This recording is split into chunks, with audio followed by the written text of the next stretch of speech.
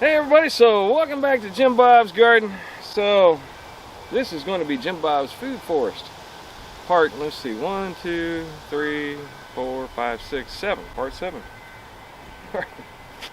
So the plan is, I at one point this had been my potato patch, and it did all right. The dirt here is very sandy still.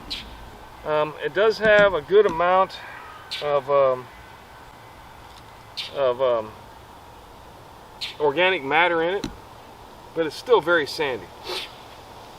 So I thought about trying to make it into another garden, but I really have enough garden space at the moment, and if I want to expand my garden, I'll probably go that way and take up more grass.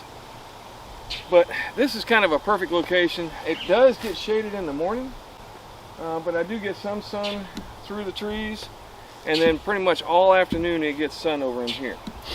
So how to go about setting up a food forest.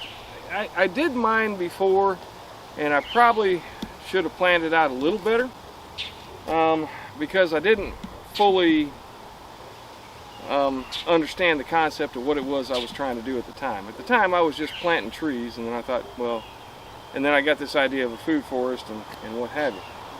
So what is a food forest? A food forest is an area full of trees and various other things. I mean, you know, it's a permaculture design where you have an 7-layer forest. All right, so I won't go through all the layers, but it basically just consists of tall trees, shorter trees, shrubs, your overstory, your understory, shrubs, vining plants, root plants.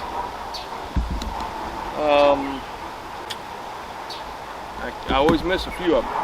But the bottom line is, it's an area that is full of trees and life, and basically you let it kind of go wild, and then in that forest area, everything basically produces some sort of food. So now, I've shown you on several other videos my little tree farm area, and I've gotten all of these trees either from seed or from donation. Not one of these trees has been paid for. All right. So what you want to start with, though, when you start with your plan, is first have an outline of the area. Now I already had this area kind of outlined. You can see over here that I've got the wood pile here that goes around and outlines this area over here. Okay. And then back there, there's a line that has gone around, and this has been my, another one of my garden spots. And I laid this one out when I very first started planning what I was going to do here. All right. So what do I have in here? So this is the one tree in here that I bought, and I bought this many years ago. Well, not many. I mean, like 4 or 5 years ago. All right. And this is a plum tree. And then down here I got some cardamom ginger. This is a loquat tree from seed.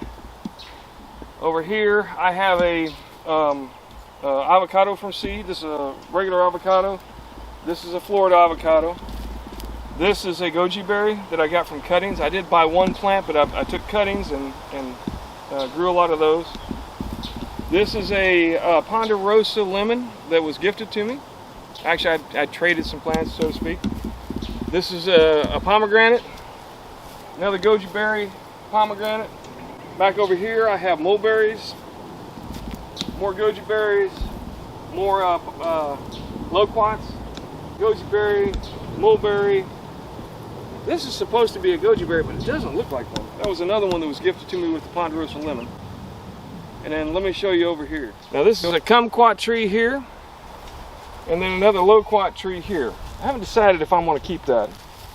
And then over in here in this area, I've kind of laid out a 6x8 area. I have a shed at my other house that eventually is going to make it over here, and I'm thinking this is the perfect spot for the shed once I do bring it. And that gives me enough room with some plants on either side to grow what I'm going to grow. And I'm thinking I probably will leave this compost bin here. This is a lot of my lemongrass, and it doesn't break down well, so I'm going to let it sit in here, and I'll give it plenty of time to break down. All right, so one of the things they tell you with permaculture from what little I do know. And I'm not a permaculturist. I don't have certification or none of that. But I've read up on it and kind of looked into it. And one of the things they tell you is you want to lay out your infrastructure first. And so what I've done, these were some pads or some blocks that I had over in my garden, which I wanted to take out anyway. These are just the 1x1 concrete blocks, stepping stones. And I placed them to where I can pretty much step easily from one to the other. Alright, without having to stretch, so it's a nice walk. And I kind of laid out a path in here with those. And now, one of the nice things about it is I can adjust that and move it around and jiggle it as I see fit, or even add to it with smaller stones and so on. So, the first thing you want to do is lay out your infrastructure. And then you want to look at water and how does the water run. So this area here kind of comes up and peaks a little bit here, slopes down just a little bit back there, and then the slope goes down into the pond. But for the most part, it actually drains this direction. All right, so any kind of rainfall that doesn't soak into the ground is going to drain back into this area here and soak in basically either along the path or in the gardens over here. So I don't have to really worry about like swales and things of that nature. You know, being Florida, it's pretty flat land, so swales are not as important here as you might think. All right, and then from there, what you want to start thinking about is putting in your trees first, and that's pretty much what I have here. So what I'm going to do is, now that I've kind of got it laid out, and keep in mind I've got it set up to where I can pretty much walk to just about any area, all right, either going around the outside or getting into the inside, and still reach pretty much any tree here from either, like I said, the outside of the perimeter or from the inside. I might have to step in a little bit here and there, and that's okay too. So with that being said, what I'm going to do now is I'm going to start digging holes and planting trees. Now, let me show you how to go about doing that. Let me grab my shovel, which I have lost. Oh, I know where it's at. This is an avocado tree, like I said, and now this was an avocado tree that we grew from seed, and it kind of got froze back. And so one of the ideas behind this is I want avocado trees in the ground, and it's still springtime. It's a little late to be planting, but it is a cooler day, got a little bit of cloud cover and all that. So I want to get these in the ground and hopefully get them up. I think once they get full size, they'll be able to grow fine here. But you know, if not, then you know, we'll make some more avocados from seed, and I'll keep them inside when it's winter. But for now, we're going to try this one in the ground. So when you do this, you want to dig a hole that's about 3 times the width of your tree.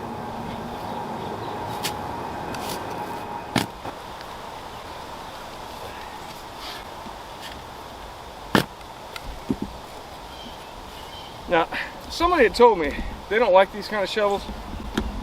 I think they're smoking crack. This is the best shovel. If you keep it sharp, you can use it to go right through roots and so on. I think it's the best way to go. But if you got deep roots, you can always get a pair of loppers.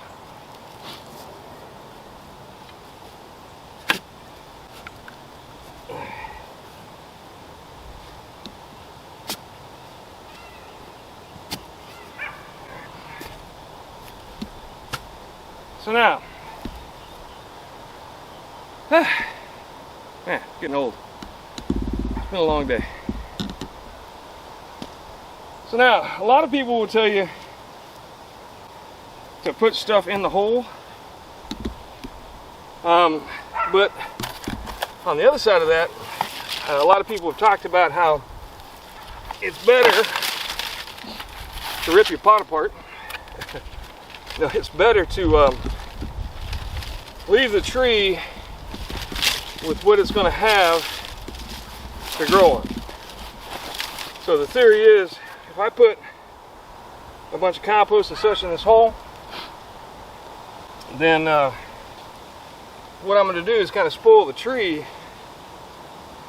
And if the soil outside of that area is not as rich, the tree is not going to want to spread its roots out into the surrounding soil. So they say it's better to leave it as is, which I believe. All right, so you put it down. Now, what I'm going to do here, normally I would take and put these down a little lower, but the plan for this area, if you look behind me, show that compost bin right there. All of that compost, once it finishes composting down, is going to come and be spread all over this garden. And then to the top of that, I'm going to add cardboard, and then on top of the cardboard, I'm going to put wood chips. Probably almost a full load in here, and I'll get them about 6 inches deep. So with that being said, I don't necessarily want a watering well like I normally build. I want these to just be level with the soil. Alright, we'll just backfill the hole back in.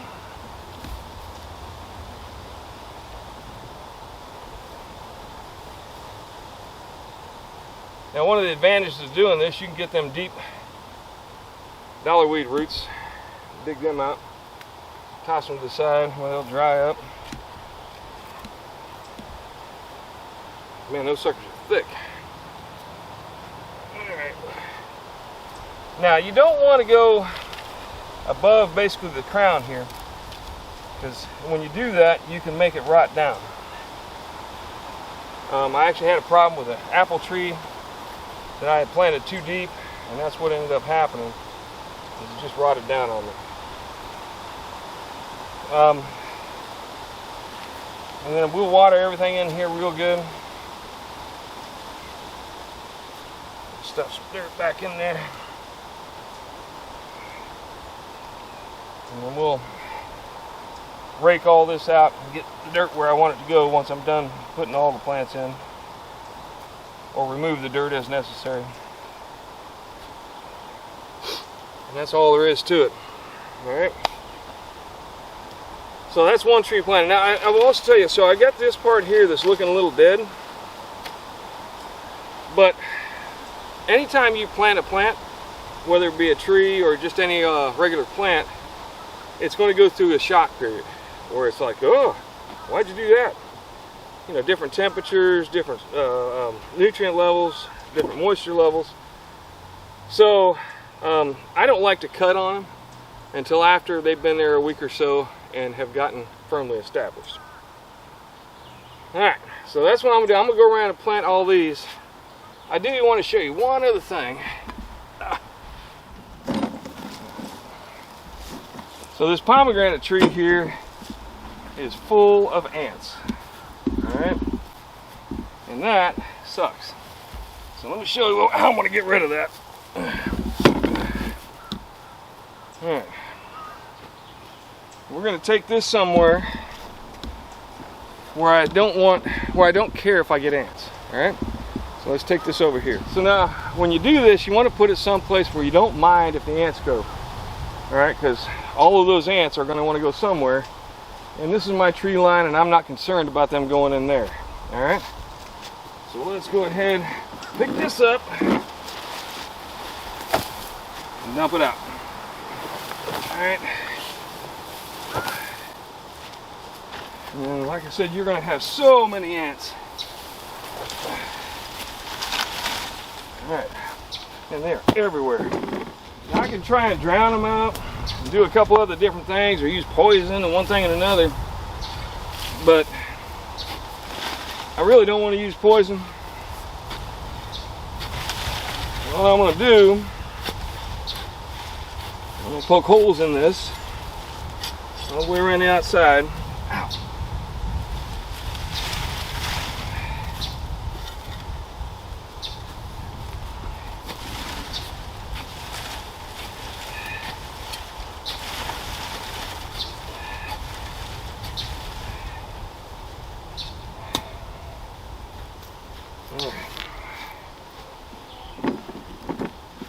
And this can be a process, don't get me wrong. Hopefully I won't kill the tree. But I really don't want all them ants everywhere up in my new garden bed.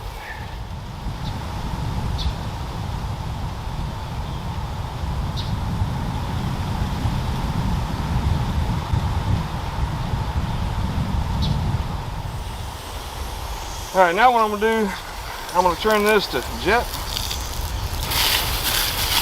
And we're going to try and hose them out of there.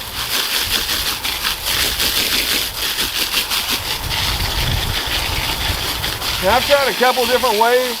I know this is loud, sorry. Tried a couple different ways of getting rid of ants out of a pot. And this is about the best I have found.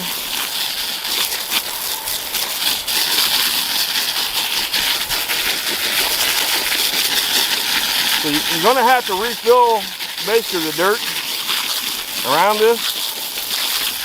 And it is going to stunt the growth somewhat for a little while.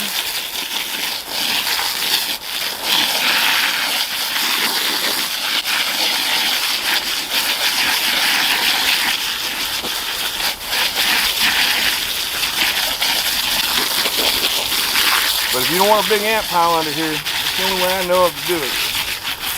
Alright, so I pretty much got it rinsed up. There's probably still some ants in there, but in immortal words of Major Payne, if they're in there, they ain't happy. Alright, so we're going to take and run this over there, put it in the hole, and we'll get to burying it. Alright, alright. So now in this hole here, I dug it deep. A lot deeper than I normally would. Alright. And then what we're going to do, because we took all the soil out, we're going to have to kind of slowly fill it in as we go here. Alright, so we're going to do, and I don't know if you can do this with sandy soil, but here in Jacksonville, I'm sorry, did I say sandy soil? We have sandy soil. I don't know if you can do this with clay soil, but here in Jacksonville, because we got so much sand, you can kind of shake the roots up and down a little bit, and it'll work a lot of that sandy soil down into the bottom. Alright. So much work for one little tree. And then what we're going to do is go get our hose. It's kind of cool seeing all the roots without all of the dirt. Yeah. That lets you know what's under a tree, right? Alright, and then we're going to hit it with some water. Again with the jet. Flush that down in there.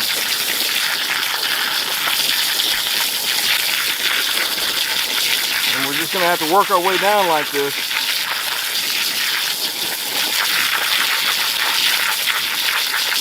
As we go along. Otherwise you're going to have an air hole, an air pocket at the bottom. There. Lift up.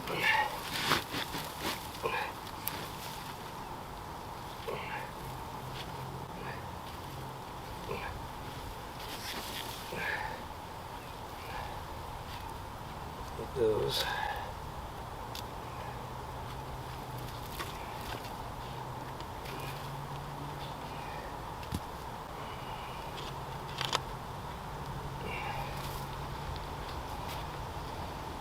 You kind of got to get, like I said, that dirt all the way down into the lower level of them roots. Otherwise your tree's going to die on you. Alright, that's the only way I know of to get rid of ants out of a big pot like that. Alright. So with that being said, let me get to planting all the rest of these. I'll get it planted up and I'll show you what it looks like at the end. Alright, so got my future food forest all planted up with trees.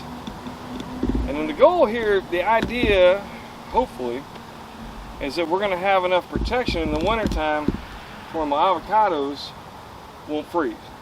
Now whether or not that'll actually happen, I don't know, but that's the goal. So hopefully with these bushes there, the lemon tree, which won't, it should keep its leaves, and then the other trees that will be here, hopefully it'll somewhat protect my avocados so that they don't freeze in the wintertime. It's all about trying to build a microclimate. And then I'll put some other stuff in here as we go along. Maybe some flowers and some other things that will survive through the wintertime. And get it to where, you know, as much stuff around it as I can to try and protect it from the wind and the cold. And we'll see. I mean, so far I haven't been able to grow avocados, but I will say they've come back from the root where they've died from the cold. So, but that doesn't do me a lot of good if I want to get an avocado tree big enough to grow avocados. So, but it didn't cost anything. It was just a seed. All right. So anyway, that's what I got going on today. I built me another food forest, miniature food forest, and that'll be number 7. So, you know, hopefully it'll have lots of fruit. I mean, I've got pomegranates, I've got goji berries, I've got lemons, I've got avocados, I've got loquats, mulberries, and one kumquat over in the corner, along with my plum tree there. So this will be a nice food producing zone if it all comes about. And then I'll pretty much just let it go wild like I had the rest of them. Throw me some various seeds in here to pollinate. Maybe I think I'll probably come in here and try and do a couple of videos on how to do a fruit tree guild, and I'll show you what that looks like. Alright, so anyway, thanks a lot for stopping by and watching me while I work. Maybe next time you can help me out. Just kidding, you're on the other side of the camera. But I do appreciate you all stopping by to see what I'm doing. Do me a favor, if you get the chance, give me a like and a subscribe and let me know what you think. And most importantly, grow something in your yard, man. I mean, fruit trees, fruit bushes are the best things to slice bread because you don't have to keep replanting them. All right, I plant these one time, and theoretically for the next 20, 30 years, I should be having food completely work-free. All right, it doesn't cost me any money, it doesn't cost me any work. All I got to do is water it once in a while if it doesn't get rain. Alright, anyway, thanks for stopping by. Do me a favor, like I said, and give me a like. I'm not getting a lot of likes. And, you know, I would like to get more likes. Why don't you like me? But anyway, grow something in your yard so that you can have food when you want it. And again, thanks for stopping by. Y'all take care and come back and see me.